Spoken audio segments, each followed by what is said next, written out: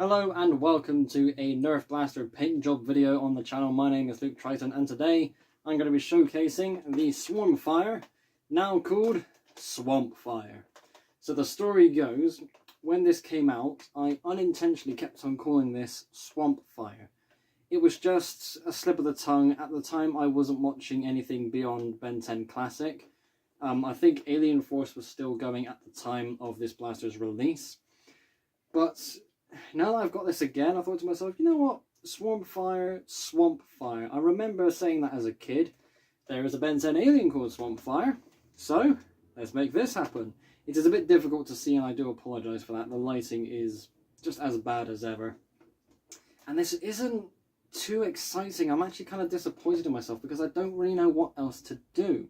I'm going to ask for your help in the comment section because it could be a while before I touch this again, and I will post an update should anything happen to this blaster, which I really do hope so.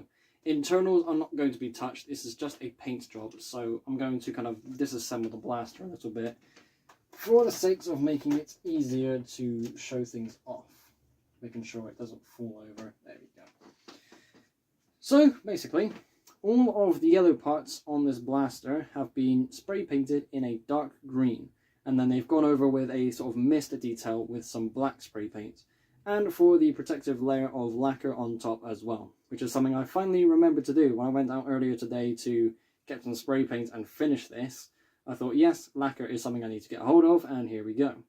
I had a bunch of other ideas for how I wanted to apply some details to this blaster, but I thought, I'm not actually sure because now I'm looking at the shape again. The ideas I had probably won't fit because there's already decals on that blaster, like the massive sort of dark tag sort of symbol is just in the way. I thought I don't really know what else to do. So again, if you have any ideas, let me know in the comment section below.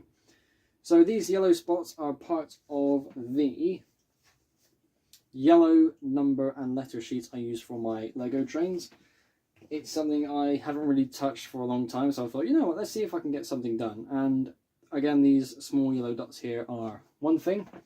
I've got a few more yellow dots, just, I suppose, dotted around would be the best word to use.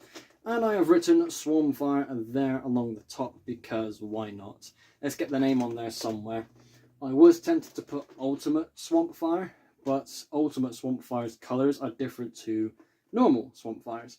So normal Swampfire, as you can guess, is green. It's sort of dark green with some black elements, maybe a bit of brown and yellow as well. But again, it's still a matter of how do I really implement it into this shell sort of paint job. It's really difficult. So if I come up here, you can see again that massive dark tag logo that I mentioned earlier.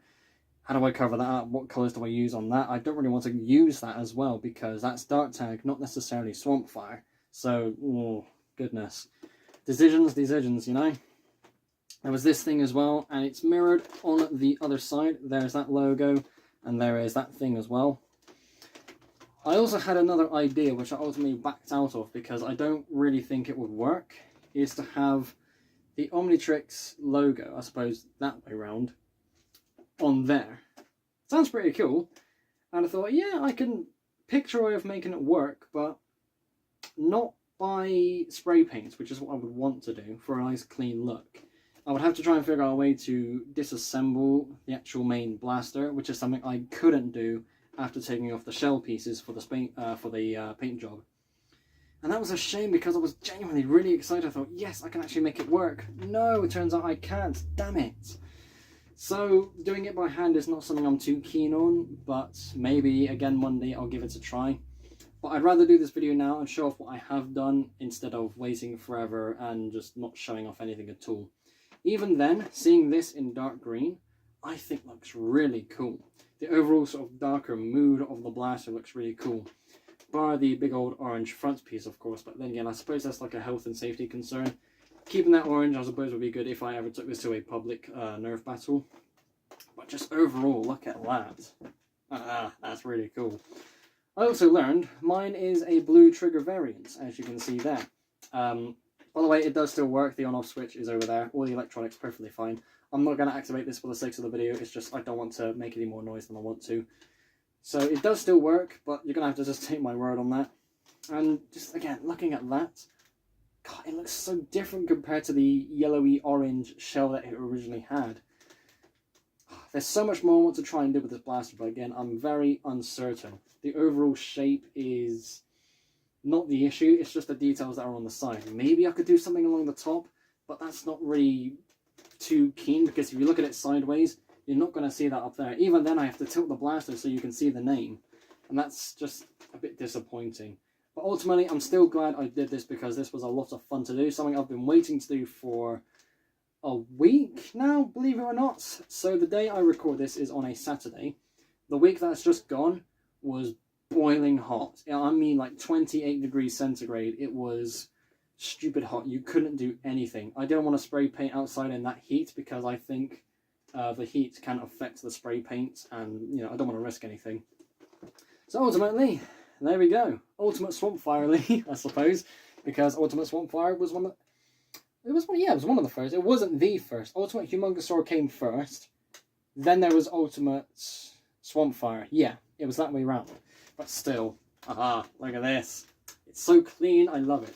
I'm so happy, by the way, that when I took these pieces off, they were separate shell pieces. I was like, yes, it's not going to be so difficult when it comes to masking. Lovely stuff.